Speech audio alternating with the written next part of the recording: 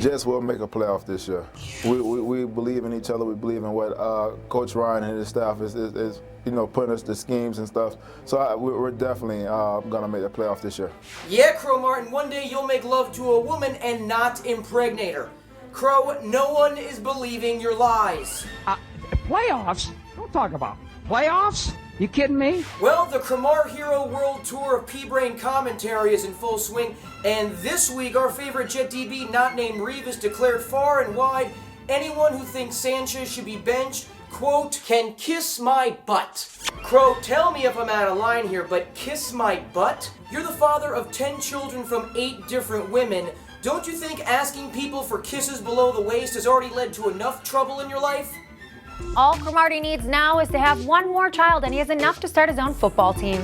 By the way, I love Cromartie's red carpet pose, where he points right at the culprit behind all of his financial ruin. But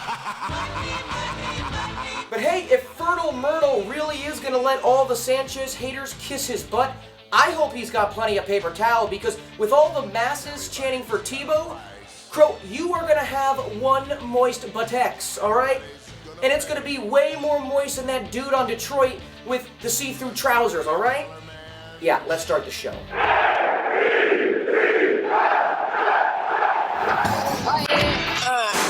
Rockstar, baby. Yeah, buddy, we got a new segment called Straight Muck, which is short for, you guessed it, straight made-up quotes. Here's Sanchez before the game with his old college coach, Pete Carroll, who told Sanchez, dude, stop laughing. Get your shit together. Then there's Sanchez after the game with Seahawks security, who told him 9 for 22 with 1 pick and a fumble. Sir, please get the f*** out of the stadium. You ain't gotta go home, but you gotta get the fuck out of here. So last time we traveled west to play the Seattle Seahawks, the day ended with Sean Ellis dropping a big boulder of snow onto a pack of crazed, starbucked up Seahawk fans.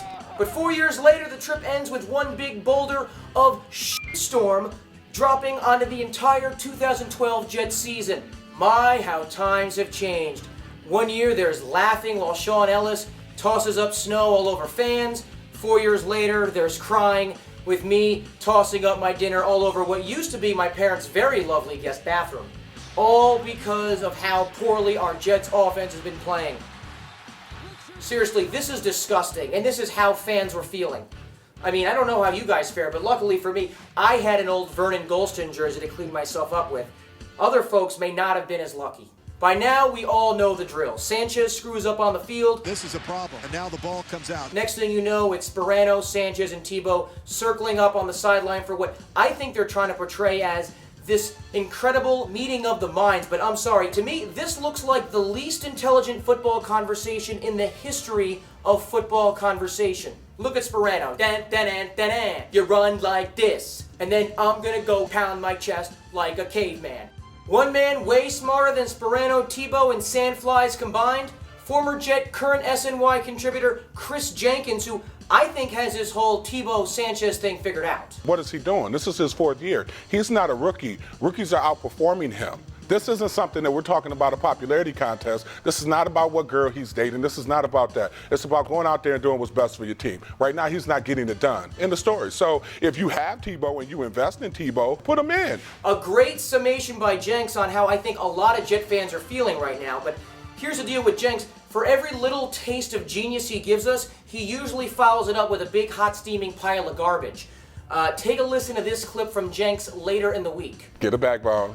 Step up, welcome to the NFL. Now figure out your technique, set an edge, and help out the DBs. Because right now, it doesn't make any sense that the DBs are the strength of this defense. I mean, you guys should be at home, like, ready to, castrate yourselves or something. Castrate yourselves or something. Castrate yourselves or something. I can't believe I said it on air, but I have to. Castrate yourselves. Never thought I'd say this, but speaking of castration, a man whose manlyhood could very well be facing the guillotine sometime this season, Jets special teams coach Mike Westhoff.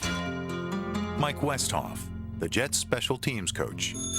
Last year's special teams was great. This year's special teams, not great. So I gotta try and figure this out. What were we doing last season that we're just not doing this season? You're exactly right. This season, we've yet to discuss Mike Westhoff's satellite dish-sized giant nipples. Big ol' nips, big ol' nips. Hey, hey, hey. Big ol' nips, big ol' nips. That's why our Jets special teams has been so bad this season. I am so glad we figured this out. Just to be safe, one more time, here's Mike Westhoff with nipples so big, they ought to call them Naples. Big ol' nips, big ol' nips. Hey, hey, hey. Big ol' nips, big ol' nips. There you go. Rest of the season, special teams, we are good to go. I'll catch you next time. Peace.